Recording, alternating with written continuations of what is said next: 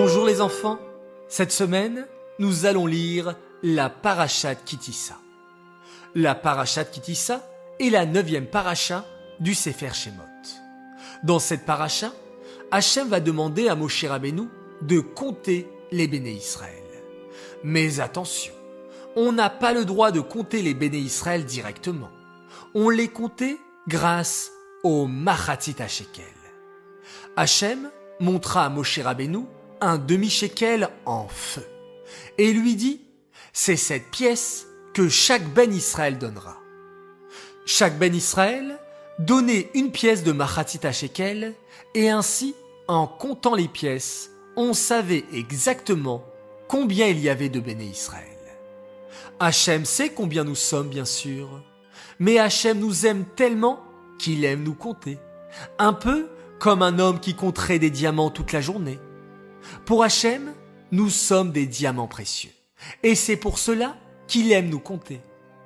Dans la Parashat Ki-Tissa, Hachem ordonne de construire le Kior. Qu'est-ce que c'est le Kior ?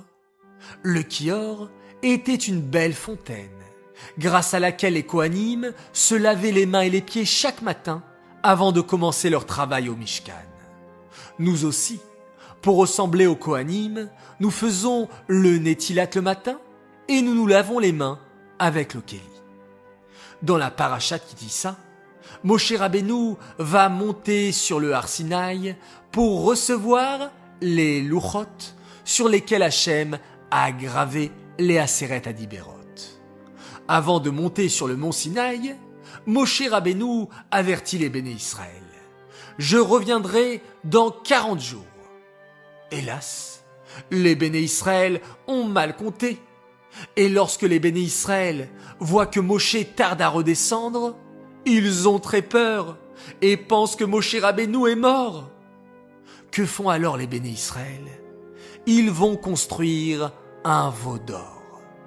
Les hommes apportent de l'or pour construire cette idole. Seule la tribu de Lévi et les femmes juives refusent de donner leurs bijoux.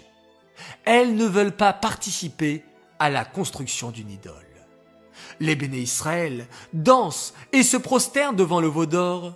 C'est très grave, c'est de la Avodah Zara. Pendant ce temps, Moshe Rabbeinu étudie la Torah 40 jours et 40 nuits sur le mont Sinaï. Hachem lui enseigne les secrets de la Torah et lui donne les belles louchot sur lesquelles Hachem a gravé les Aseret Adiberot. Mais au moment de la faute du veau d'or, Hachem dit à Moshe Rabbeinu « Descends de la montagne. » Moshe descend et quand il voit les béné Israël se prosterner devant le veau d'or, il lâche les louchot qui se brisent en 1000 morceaux. Hachem est très en colère et veut détruire le peuple juif. Mais Moshe Rabbeinu défend son peuple et supplie Hachem de ne pas les détruire. « Si tu détruis le peuple juif, alors efface-moi de ton livre. » Hachem accepte de ne pas détruire le peuple juif.